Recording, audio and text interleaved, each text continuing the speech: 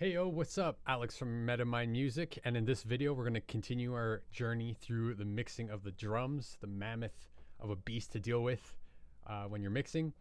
In this video we're going to look at the hi-hat, the toms, and the overheads. So I'm going to play it back, solo it, kind of go through the processing, and then go from there.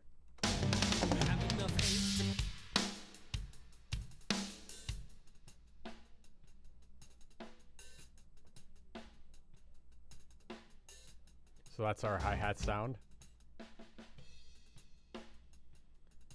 I have it panned to the left to emulate kind of how the drummer was set up, because I have it in the drummer's perspective, which is basically you're listening to the song as if you're sitting where the drummer is, and you're hearing all the cymbals and the toms as if you're where he is playing. I've always liked that perspective, so that's why the hi-hats are to the left, because he has his hi-hats on the left of his drum kit.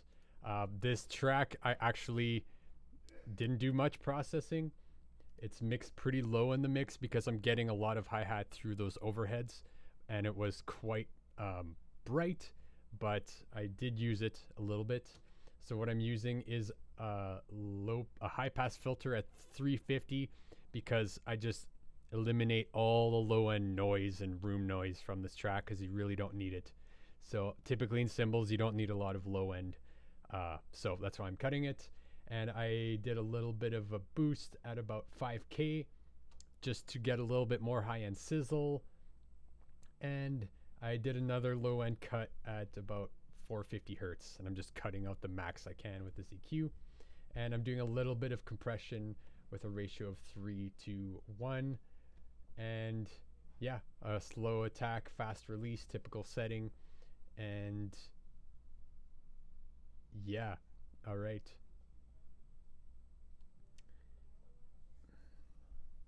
That's all the processing I did, so I'll A-B it so you can hear it.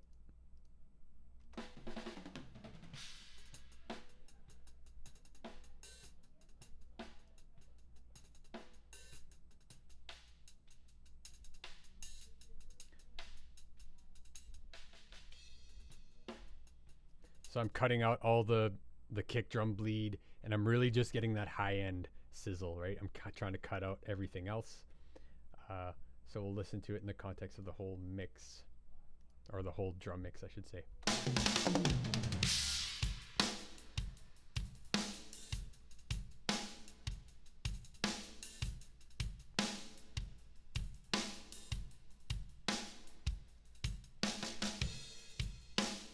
So it adds just a little bit more directionality of the hi-hat and that top end sizzle. Next, we're gonna go into the overheads. So this is what the overheads sound like.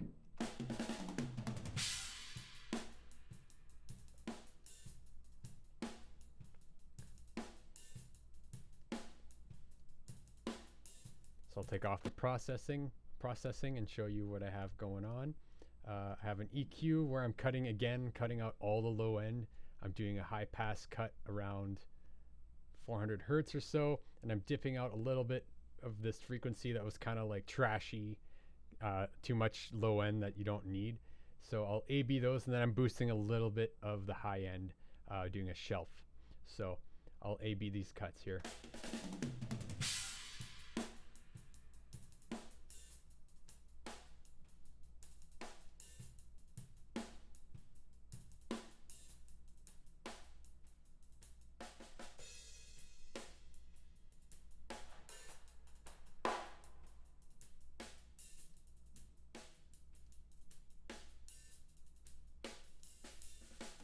And that high shelf is just adding a little bit more high-end sizzle on the top end. Nothing too crazy, just cutting out what you don't need and enhancing what works well. And then next I have my favorite compressor on the overheads, compressing it fairly hard just to try and get a little bit more of the attack of the stick hitting the cymbals out. So I'll A-B this.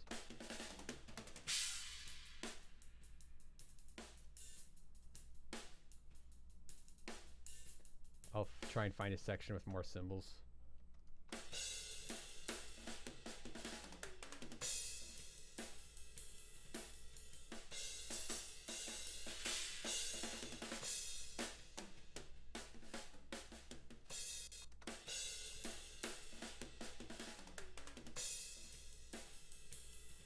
So it's pretty subtle, but it really brings out a little bit more of the air of the cymbals, and a little bit of that attack smooths it out. So that's all I have going on for the overheads. I'll A/B putting in that into the drums, so you can hear it adds a lot of high end to the cymbals.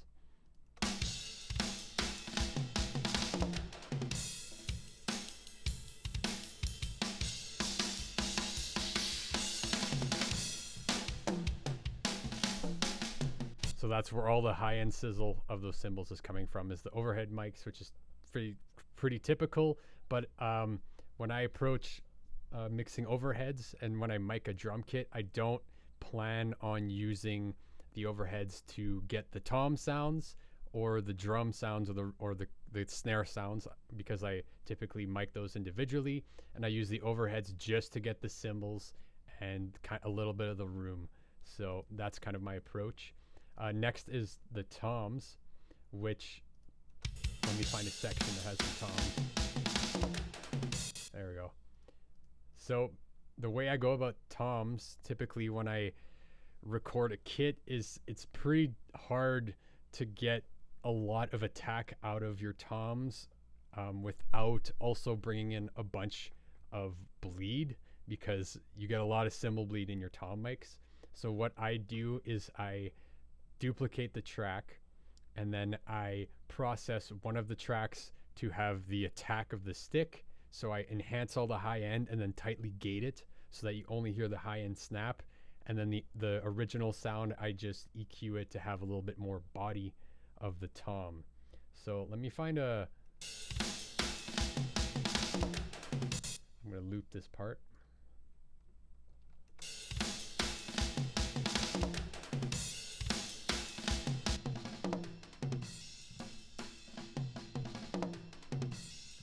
So if we listen to just one tom, this is the body track.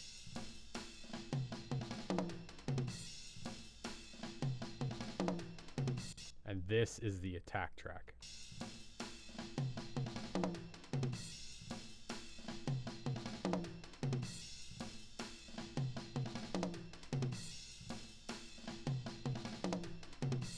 So you can hear in the tom 1 attack track, you get like a lot of the high end snap, and then the tom 1 original track, you get the body.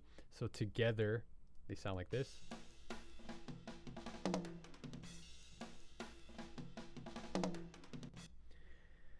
And yeah, that's basically the approach. So I'll show you the processing. So for the body track, or the tom track where you're trying to get most of the tone of the drum out of, I have just an EQ, which is boosting around 8K or so. And I'm also boosting about 3 dB at 4K and cutting out about 800 hertz the max. That's typically the range in toms that you want to cut. I'll solo it because it's always sounds pretty boxy.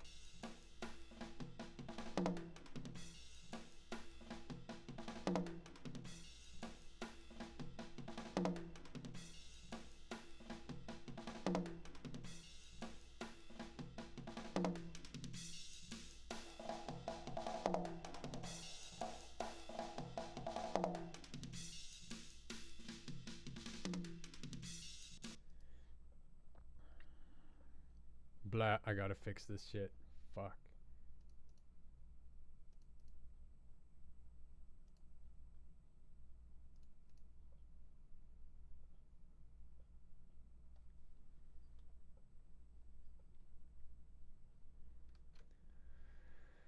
Oh, yeah.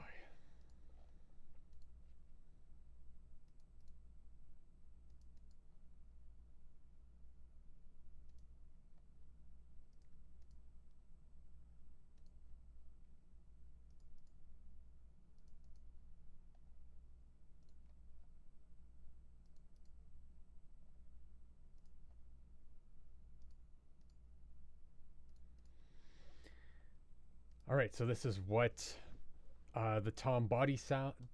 This is what the track that's so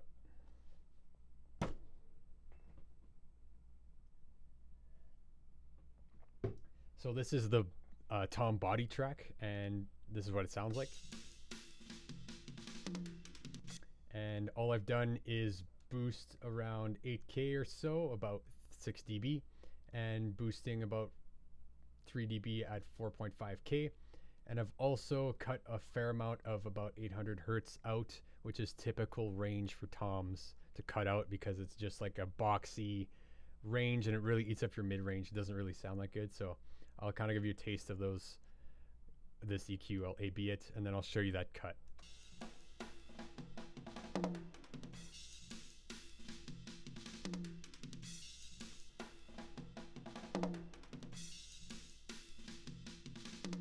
So just really smooths it out and it sounds really a lot more crisp and clear. And this is the frequency I cut out.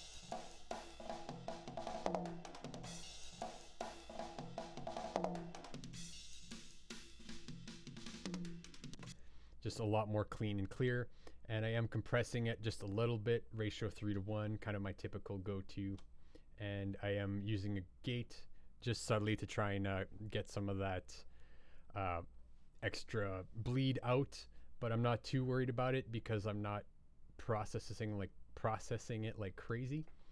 And now let's move to the other tom track, which is the same track as the other tom. It's just a copy, but this one I'm using a really hard gate, which is basically only letting through what I want to hear. So I'll A/B this.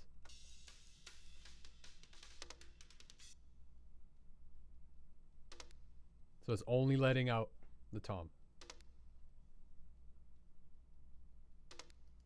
And the way I'm EQing it is very, very similar.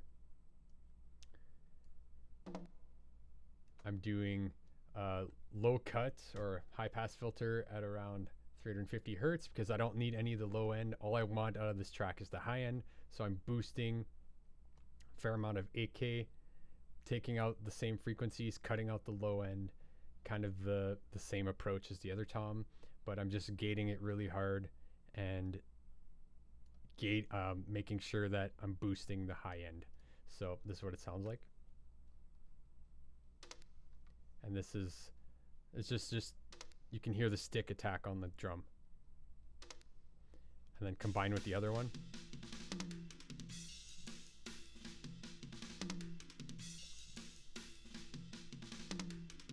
So you just get that kind of bouncy character, the substance of the drum from the one track, and then you're getting the attack of the stick on the other.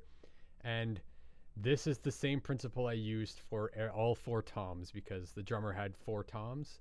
So I basically did the same approach. For tom 2, I had the original tom track, duplicated it, and then processed the other one to be gated and EQ'd severely to get the attack. Same with tom 3, copy, and then tom 4, copy.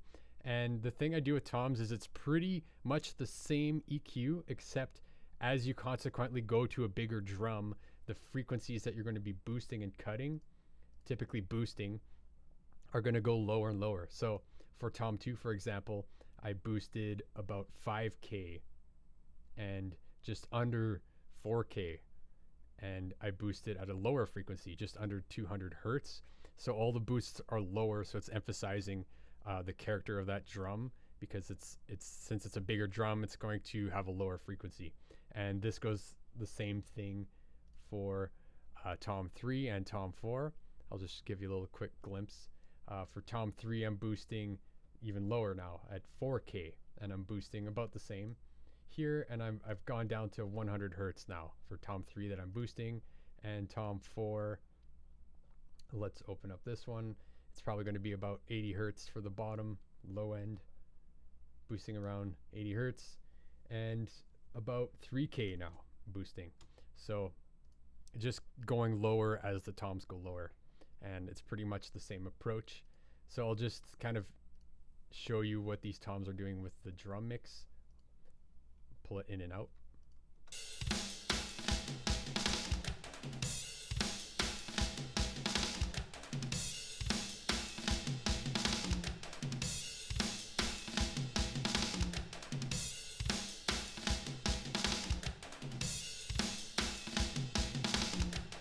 So I'm getting a lot of the tom sounds, and he had rototoms on his kit through the overheads and the room mics, but the spot mic toms like the close mics on the toms are just to make it present and really apparent in the mix. So that's pretty much all the processing I did on the toms, hi-hats, and the overheads. And that's pretty much it for this video. And the next video we'll look at the room track, which is super important when you're working with live drums, and kind of a little bit more of the advanced processing in the drums, and then wrap it up for the drum section. So if you haven't already, get my free 7-step mixing checklist. It's super handy to have around your studio. It just kind of walks you through the whole process in tackling mixing a song or a component of your song. So go ahead and grab that, and we'll see you in the next video.